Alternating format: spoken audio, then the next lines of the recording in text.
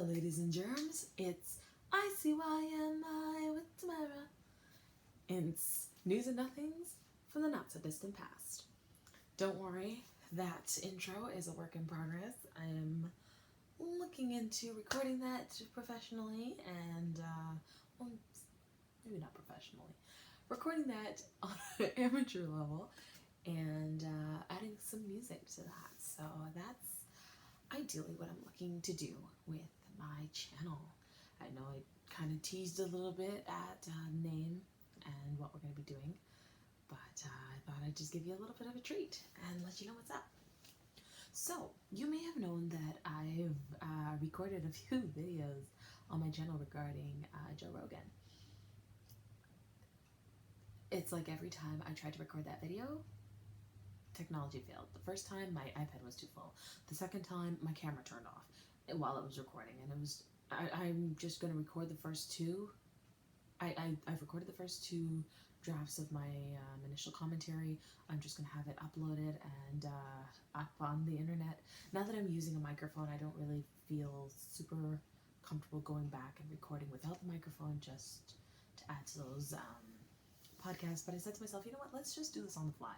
Let's just talk, because the last time I went, I got so many links. I have articles open and stuff, right?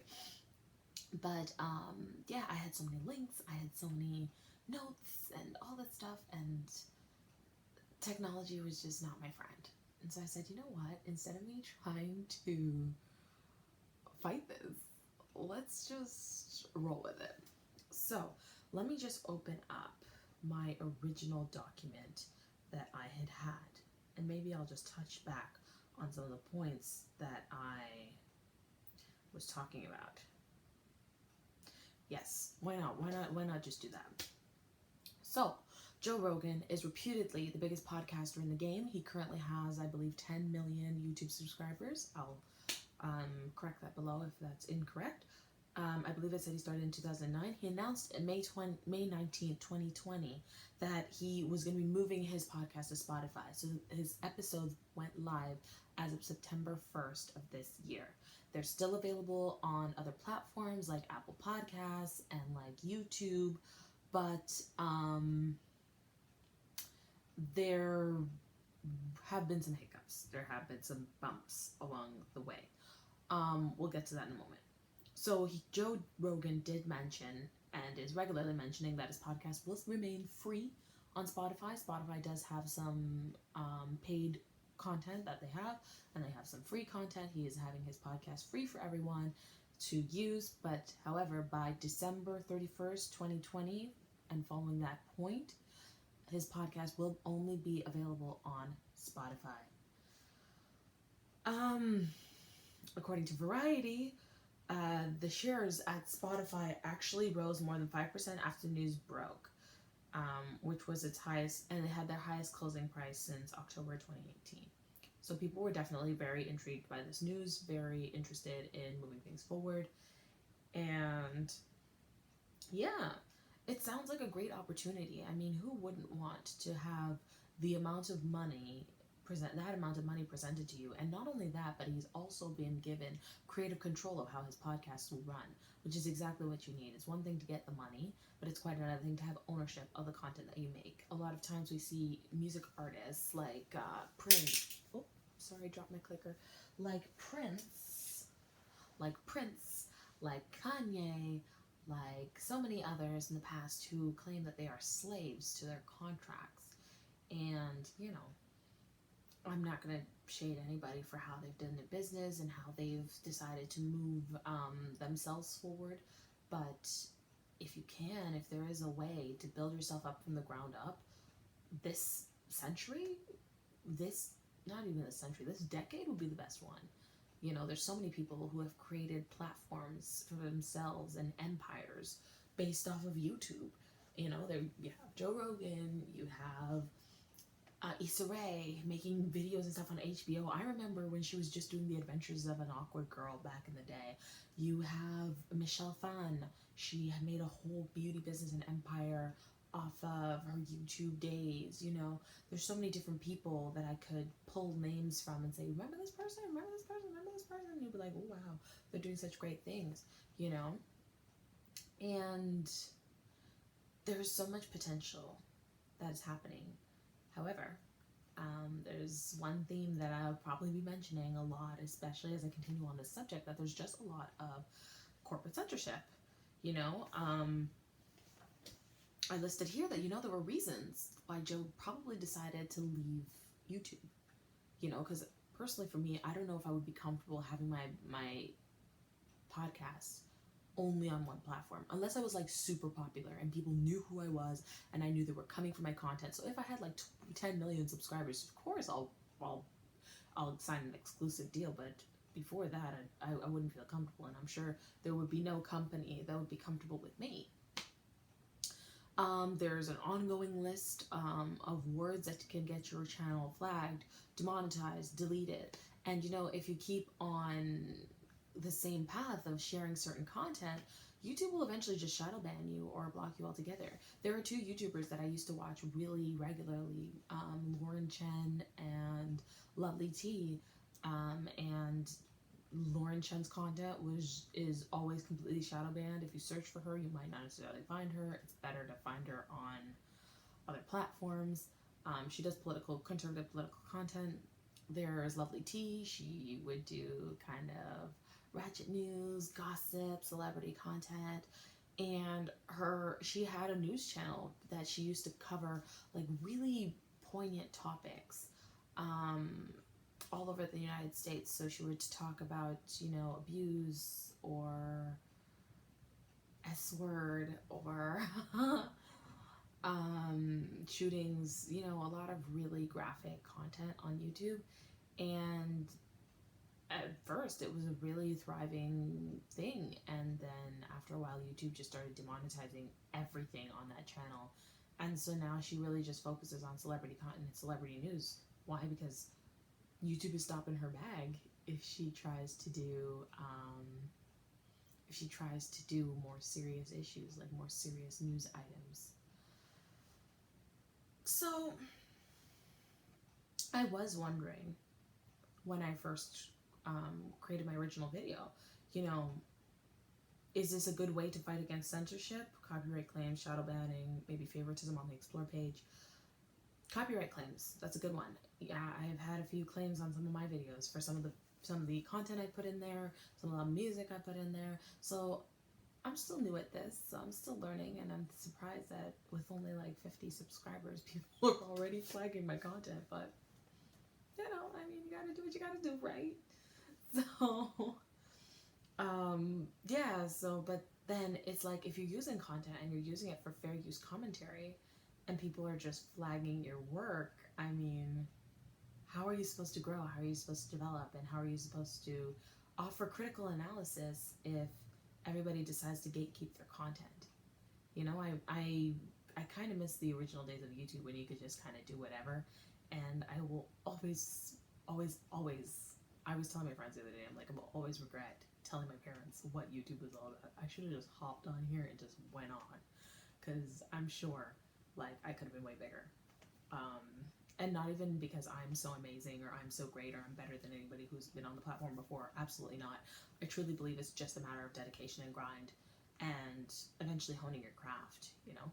But enough about me. Let's get back to Joe Rogan now. Okay. Shadow banning, we discussed that a little bit, but that has been happening with Joe Rogan's channel. If you look for certain podcasts, if you Google them, there are some that get hidden from YouTube and have been turned off, and Spotify has been hiding.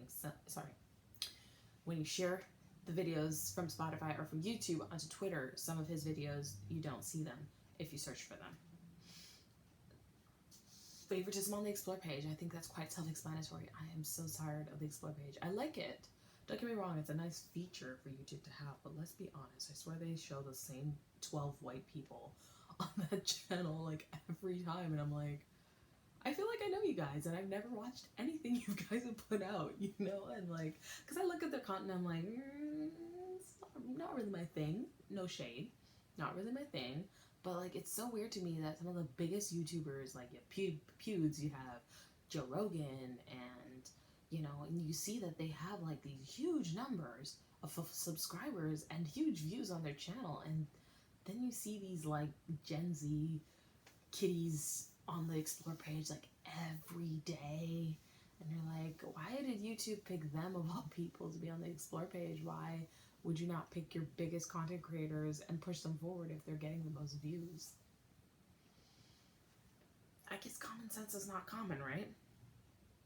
So in one of my original videos that I recorded, I was trying to compare and contrast the way things were handled with PewDiePie versus Joe Rogan. So of course PewDiePie was the biggest YouTuber on YouTube before being beaten out by T-Series. But yeah, he and YouTube have had a really tumultuous history as well. He's pulled a lot of stunts on the platform that have put him in really hot water. And in 2009, he mentioned that he would no longer be streaming on YouTube and he would move to D-Line, which promised better financial returns for him. And he gained about 822,000 people on that platform. But then following that, he then chose to take a break into January 2020. I believe that he got married around that same time as well. And he said he was feeling a little bit tired, so he said he'd take a break and then return after his YouTube break. Yes, so he had quite a few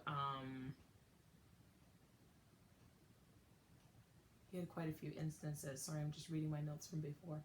He had quite a few instances that got him into some hot water. But at the end of the day, he's making YouTube a lot of money, and he's drawing a lot of people into YouTube.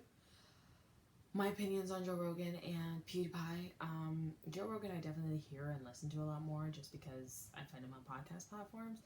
And yeah, he has some good guests. He has some good things to say. I can't say that I care much for him specifically, but I think that he's able to lead a conversation really well, and he is able to pick some really interesting guests and some really interesting topics, and I really respect that. For Pewds, sometimes I believe his audience is really young kids and or tweeny boys, so I try to watch, but I can tell I'm not the main demographic. But I love when he does content about 90 Day Fiancé. That's like my new obsession, watching YouTubers comment on 90 Day Fiancé. And then I love his episodes of Lowai. I think those are really enjoyable. Yeah. So, sorry, just scrolling through, just making sure I don't miss anything.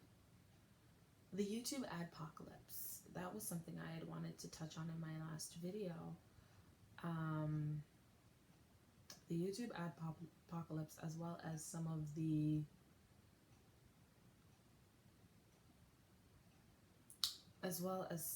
the issues that some YouTubers are having. So I mentioned about shadow banning, about copyright claims and things like that, but the YouTube adpocalypse has definitely shifted what YouTube was.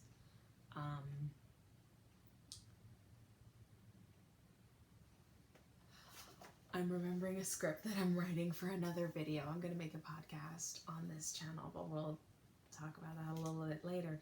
But I've noticed something, and it just clicked to me really just the other day. I don't even know when they made this change on YouTube, but I realized that YouTube, if you go right now on YouTube, on the desktop version, and you look at the logo, YouTube, underneath it, you should see broadcast yourself, the slogan.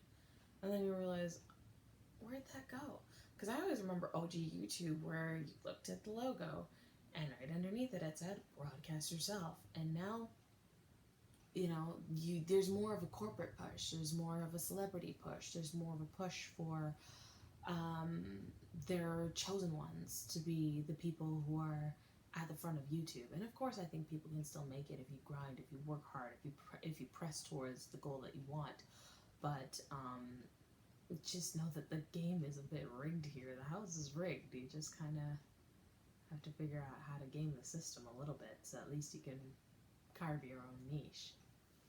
But yeah, the YouTube adpocalypse, I think, has definitely impacted YouTube a little bit. Um, the first adpocalypse happened in 2017 with a mass advertiser um, boycott. Basically, back in 2016, YouTube was trying to get a bit more family friendly with their content, and it got even further so when the adpocalypse happened. So that's, I really feel, when you started to see an increase of shadow banning content, an increase in cutting down, an increase in shadow banning, an increase in copyright claims, an increase in demonetizing content that they were no longer satisfied with, content that would have originally made people quite a bit of money, that now not so much. And of course, if you take away the financial incentive to do something, then I mean, people aren't going to do it as much. It's a nice little bit of negative reinforcement there. Yeah, so it's rather interesting. I'm going to put a link below to the adpocalypse content that I've been researching, but essentially H3 Productions, another YouTube channel here on here. I used to watch them rather regularly. They weren't too bad back in the day. They actually proved that YouTube ads are more likely to go to television-based channels rather than user-generated content, even if they support the same content or the same agenda.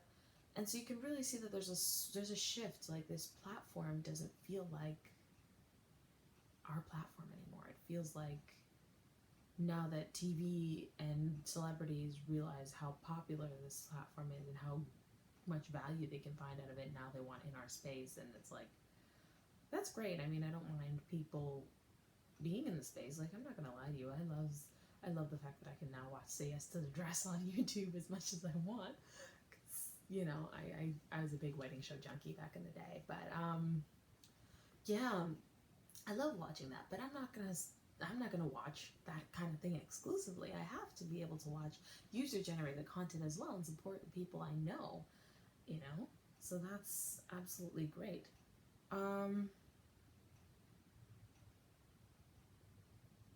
Just checking through.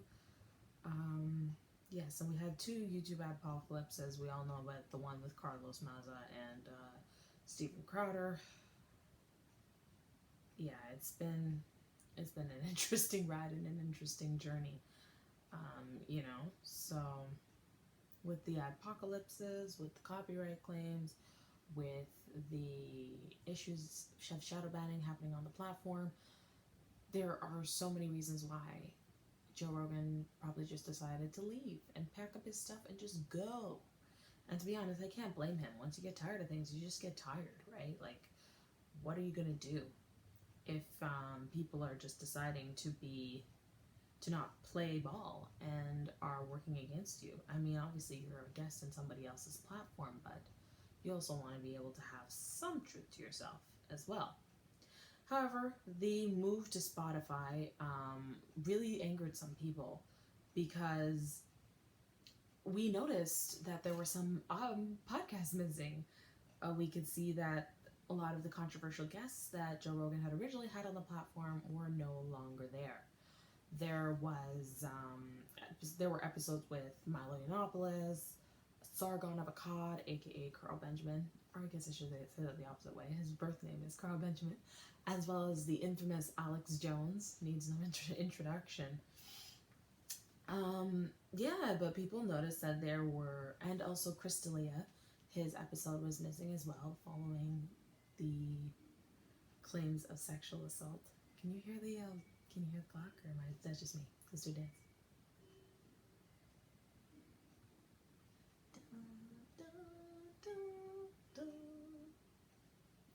I hate that clock. I'm not even gonna lie to you. I hate that clock. I hate it. I've been trying to convince my mother my entire life to get rid of it, and she's just sold. The minute she dies, I'm gonna take a hammer to that clock. I swear to God. Whew. Anyway, don't hate me. I'm sorry. That's just how I feel. I'm sorry. Anyway. But yeah, so it was interesting. I was wondering, I was like, what's going on with Joe Rogan? What's going on if he's not addressing the fact that he's moved his podcasts over to Spotify, but Spotify has not shown the more controversial content? Is he really in charge of his own content if his episodes that he created are not being shown? Because all of us as fans were thinking to ourselves, we want to go over there and we want to watch his content. So where is it? Where is it at? Obviously, you have to decide on what you want to watch for yourself. But I think that if you're going to come somewhere and watch their content, then yeah, if you're going to come somewhere, you're going to watch their content, you should be able to get what you're paying for. I was actually on Spotify for a time, and yeah, I was on Spotify for a time. I was paying for a subscription, and I thought, oh, this is great. I can get to watch more Joe Rogan content. I don't even have to really do anything about it. And then I realized, oh, no, that's not the case. That's not the case. So, I tweeted a little bit about this. Do I want to put my tweets on here? Maybe. I'm screenshotting them, so I might. But my one tweet that I wrote 4 days ago, I wrote, I wonder if Joe Rogan has the balls to sue Spotify for breach of contract, or just to walk away from it all. What did I mean by that? Well, it seems like there's a lot happening. It seems like there have been reports, I remember from even last week, that Joe Rogan's podcast was again being censored. So, I believe the most recent episode with Alex Jones came out the 26th of October. I heard the episode on YouTube on the 28th. I wrote on Twitter at the time. I said, I'm listening to Joe Rogan talking to Alex Jones. It's like watching a cowboy riding a bronco. Next, I need to finish the Kanye episode. I love listening to people who ride the thin line between madness and genius. It's so mentally stimulating. Who is this Tim Dillon guy? I now realize he has a podcast with Tim Dillon, so I need to check that out and see what's going on. But I noticed that there were comments on YouTube, and I'll see if I can screenshot a few and throw them in here, that were mentioning that people couldn't hear the podcast, people weren't able to access it, like people were realizing that they just were not able to connect with the podcast. Like at first people were starting to say, okay, I can't hear the podcast on Spotify, I can't hear what's going on, I don't understand why when I'm clicking on the podcast on Spotify, it's either not opening or I'm having audio problems. And then there were people who started reporting that the podcast was gone. Like, they couldn't even get it anymore. At the time, I could get it because I downloaded it onto my iPad, but I took it off because I'd already watched it on YouTube. But to me, it's like, if you have an exclusive partner who's supposed to be exclusively airing your content, and you're creating hours worth of content, and they're hiding your content, who is this helping here? Who is it helping? So I wrote on Twitter. I moved my podcast listings to Spotify as there was the appeal of having my favorite music and podcasts in one place. However, I did not get a subscription so I could pay for censorship. I get that Alex Jones is not everyone's cup of tea. Frankly speaking, he's not necessarily mine either. I could probably count on two hands the amount of times I've listened to him, and even then, I need him in small doses. Sorry, I'm getting used to this iPad. I locked myself out. Give me a second. Trying to screenshot. Alright, so that said, if anyone actually watched the full episode like I did, you would see that Joe Rogan did everything in his power to keep Alex Jones in line. Once something came out of Alex's mouth, and again I did it, but basically once Alex Jones said something, as soon as something came out of his mouth, he stopped him and said, hey, we're going to fact check this. Hey, let's look this up. Let's research this. He made sure he did not let Alex Jones go off on any tangents, go off and say this, that, the other. He kept him on point. And to me, I understand that the Sandy Hook situation was very disturbing for people. I don't think Alex Jones called that correctly, and I think that will be something he will always regret, how he handled that situation. But that said, I don't agree with the concept that we have right now where if somebody makes a mistake in our society, we must ostracize them and essentially eject them from public life. I don't think that's the way to go. I know it's kind of election time right now, but I truly believe like reasons like that is why Donald Trump won the last time. I can't say if he's gonna win this time again. I think he will, but last time I thought he was gonna lose. So all bets are off. We could talk about that later. But I'm curious, like how do you think you're going to change minds and change hearts? Do you think that running a reign of terror, being thought police, and censoring content is going to be the answer?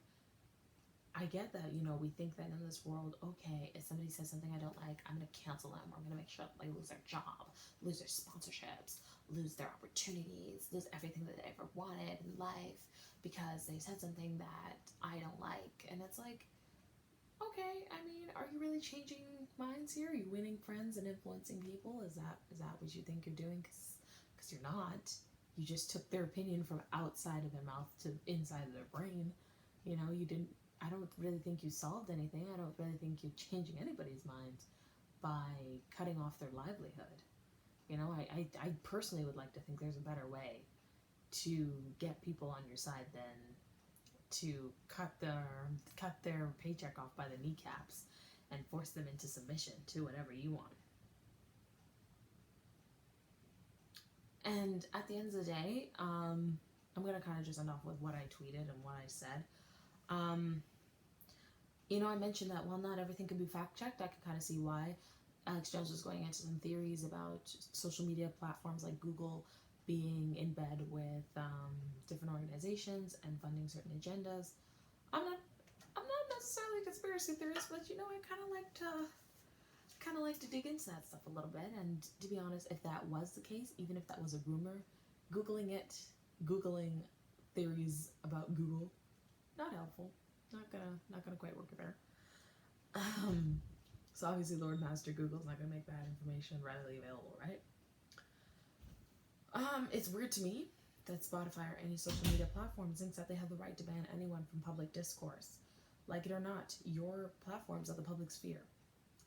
I studied the public sphere in my master's degree and actually did a paper on it, and I think I would love to do another paper in the future if I ever get to do my PhD or something like that.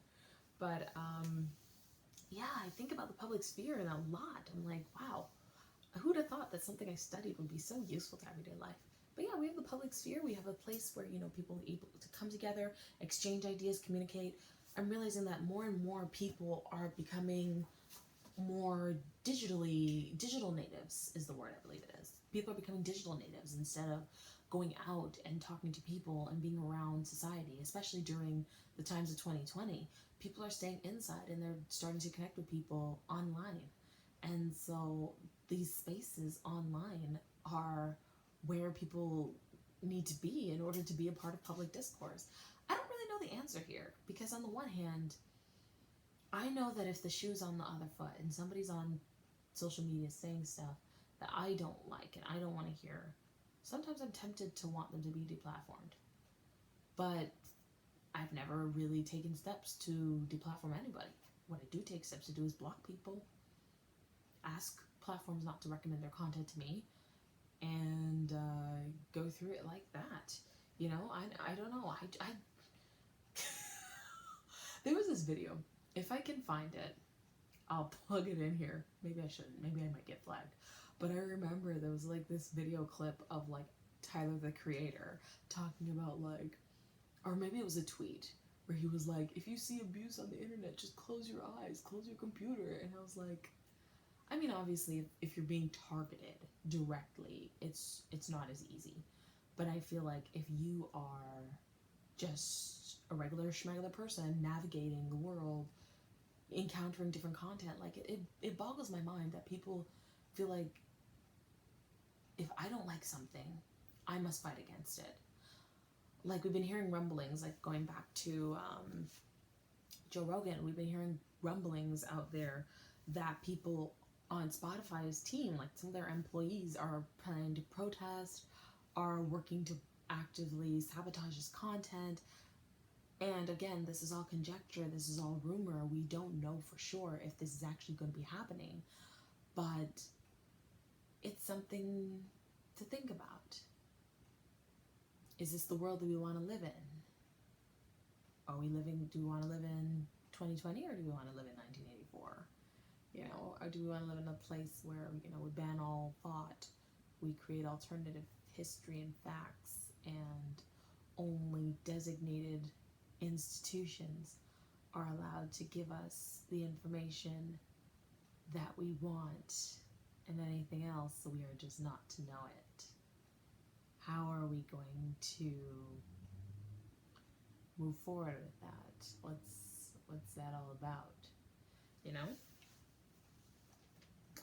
So anyway, at this point, I've canceled my subscription to Spotify. I don't see the point in paying for censorship. If they fix things, I might consider coming back. But if they want to be a serious competitor to YouTube, you can't be pulling the same YouTube strategies. You know what I mean? Because I was really excited when Spotify decided to sign Joe Rogan, because I thought, okay, this could be the next wave. Because we can see that YouTube is starting to stagnate in their own way.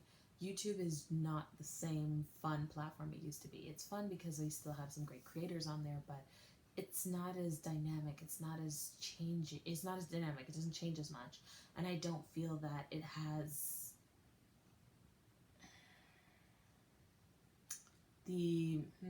what's the word I want to use? I feel like YouTube is ubiquitous now. Like, everybody's used to it. It's everywhere.